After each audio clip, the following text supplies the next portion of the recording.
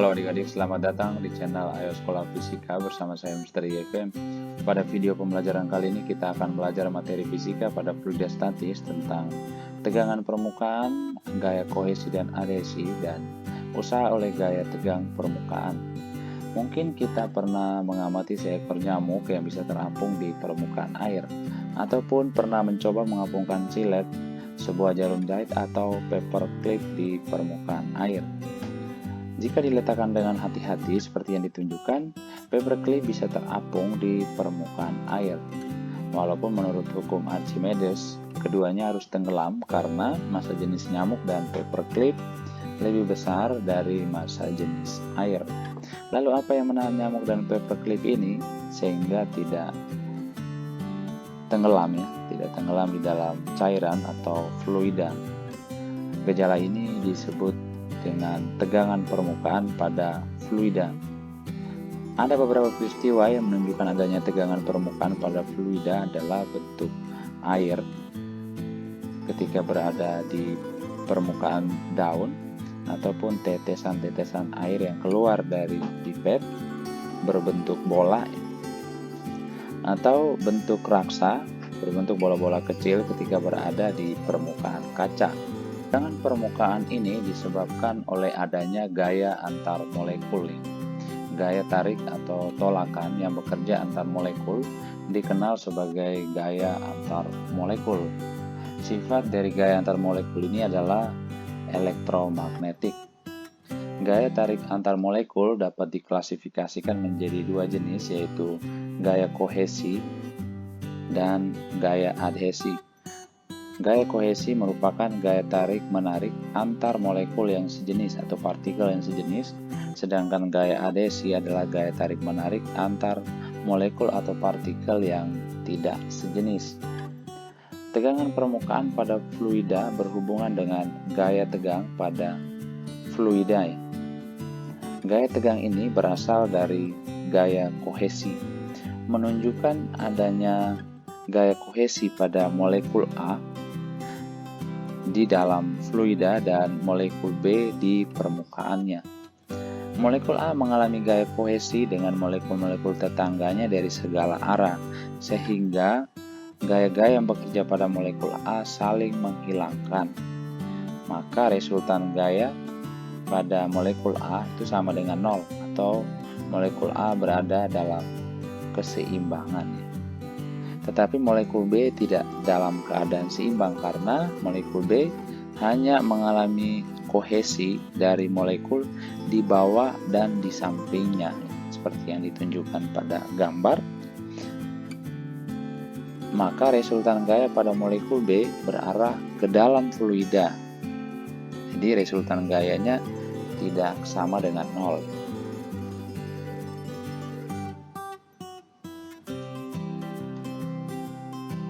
Pada bagian berikutnya kita akan menentukan besarnya tegangan permukaan pada suatu fluida atau cairan dengan meninjau sebatang kawat ABCD dilengkungkan membentuk huruf U.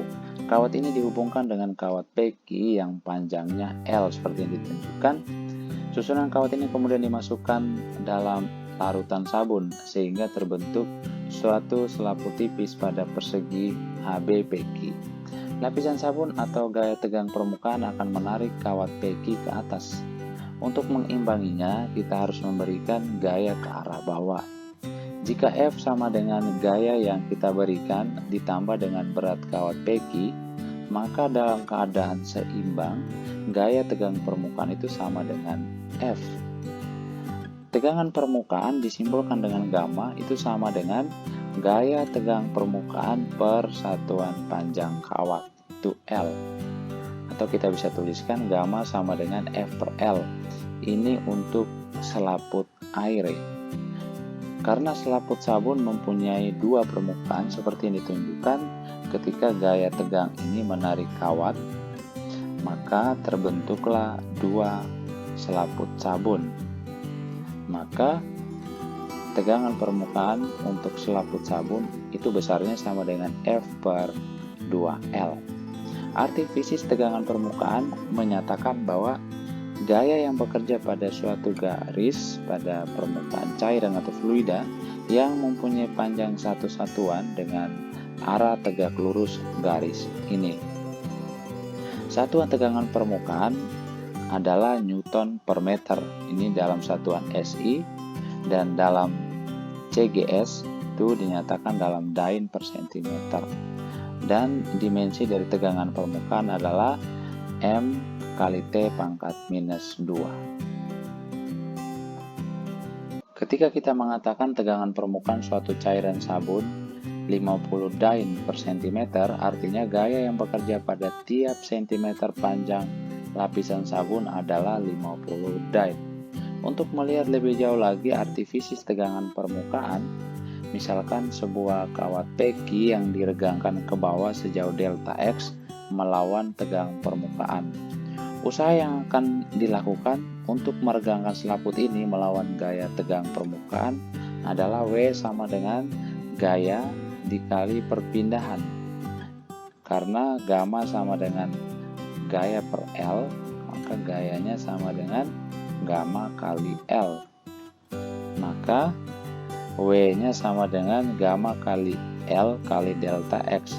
Karena L kali delta X ya, itu sama dengan delta A. Jadi delta A sama dengan L kali delta X. Maka kita bisa tuliskan gammanya sama dengan W per delta A ya. Dengan A ini adalah pertambahan total dari luas selaput dan W adalah usaha dinyatakan dalam Joule. Persamaan ini mendefinisikan tegangan permukaan sebagai usaha yang dilakukan untuk memperbesar permukaan cairan sebanyak satu satuan luas. Oke, kita akan masuk pada bagian pembahasan soal. Kita lihat contoh soal yang pertama. Sebuah kawat sepanjang 10 cm ditempatkan secara horizontal di atas permukaan air dan ditarik perlahan dengan gaya 2 kali 10 pangkat minus 2 Newton. Untuk menjaga agar kawat tetap seimbang, tegangan permukaan dalam Newton per meter adalah seperti tampak pada gambar. Ketika kawat ditarik ke atas dengan gaya F, maka akan muncul tegangan permukaan di kedua sisi kawat. Maka kita bisa tuliskan 2 kali tegangan permukaan atau 2 kali gamma itu sama dengan F per panjang kawat. Maka gammanya sama dengan F per 2L itu sama dengan 2 kali 10 pangkat minus 2 bagi 2 kali 0,1. Maka ini sama dengan 0,1 Newton per meter. Jawabannya B. Oke, kita lihat soal yang kedua. Sebuah tongkat kayu sepanjang 2 meter mengapung di permukaan air. Tegangan permukaannya 0,07 Newton per meter. Dengan dimasukkan larutan sabun di salah satu sisi batang, tegangan permukaan berkurang menjadi 0,06 Newton per meter. Gaya total pada tongkat akan menjadi di sebuah tongkat yang mula-mula berada di permukaan air. Kemudian di salah satu sisi batang dimasukkan larutan sabun, sehingga di sisi itu tegangan permukaannya berkurang menjadi 0,06 Newton per meter. Misalnya ini di sisi atas ada larutan sabun dan di sisi lainnya ada air. Pada larutan sabun bekerja gaya tegang sebesar F1 misalnya, dan pada air di sisi ada air itu bekerja gaya tegang sebesar F2. Kita menggunakan rumus gamma 1 sama dengan F1 bagi L. Maka F1 nya sama dengan gamma 1 kali L. Dengan gamma 1 itu adalah tegangan permukaan di larutan sabun ya, 0,06 Newton per meter, dan gamma 2 ini adalah 0,07 Newton per meter. Maka kita dapatkan F1 nya sama dengan 0,06 kali 2 atau 0,12 Newton.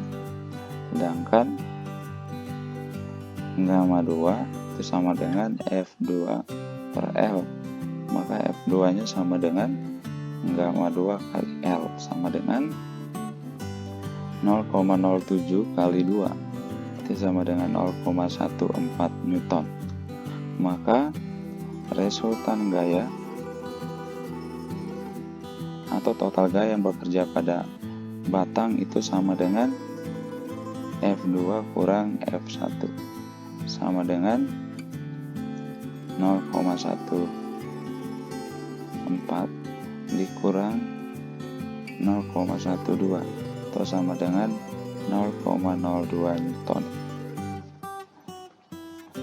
Oke, kita lihat soal yang ketiga.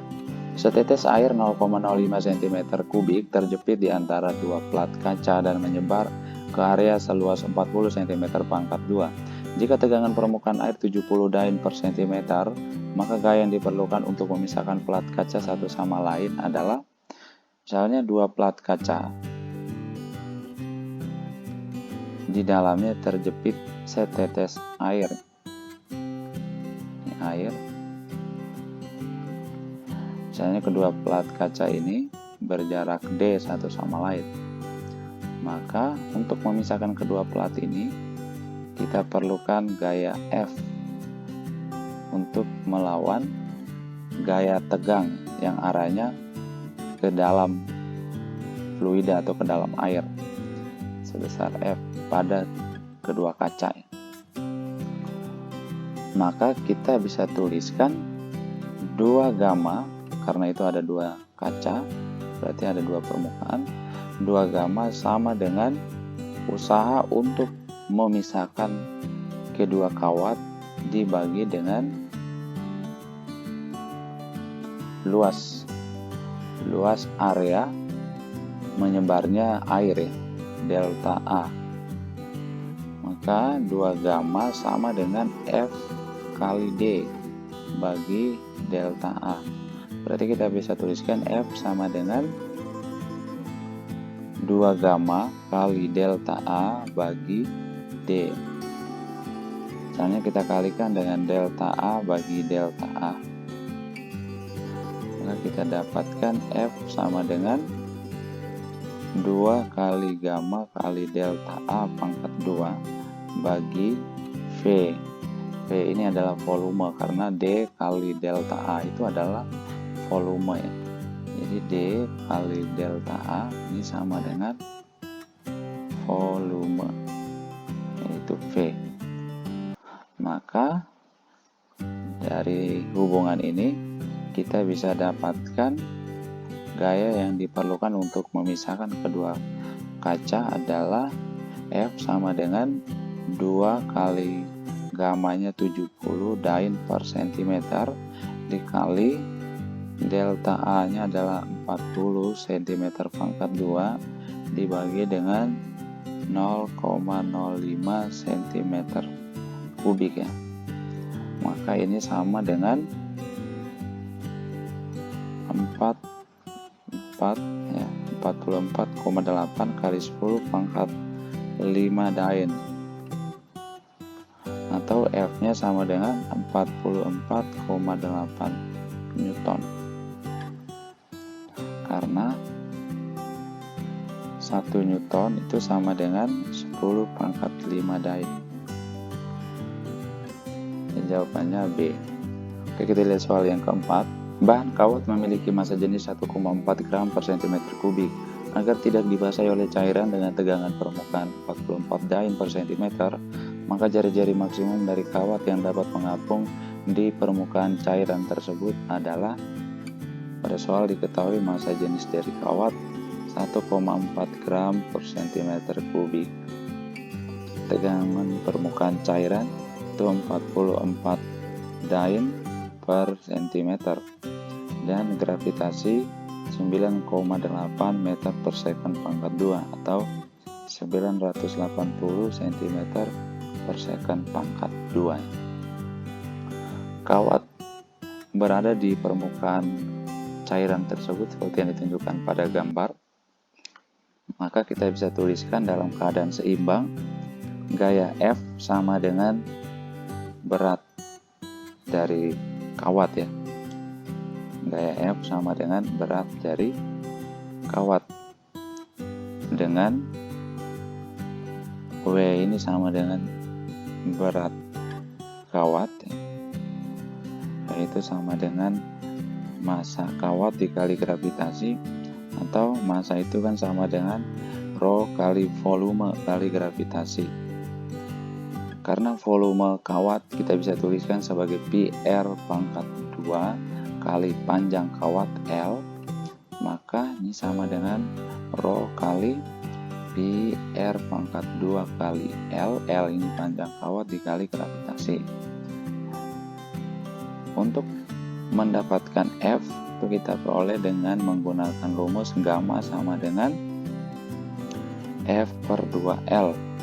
Maka F-nya sama dengan 2L kali gamma. Sehingga kita bisa tuliskan 2L kali gamma sama dengan rho kali pi R pangkat 2 kali L kali G. L-nya kita coret, maka kita substitusikan nilai gamanya 2 kali. Gamanya 44 sama dengan rho-nya 1,4 dikali 22/7 kali R pangkat 2 kali 980. Maka ini kita coret, ini jadi 2, maka 4 sama dengan 196 R pangkat 2. Maka R pangkat 2 sama dengan 1/49. Berarti R-nya sama dengan 1/7 cm ya, atau 10/7 mm. Itu adalah jari-jari dari kawat. Maka kita ini B ya.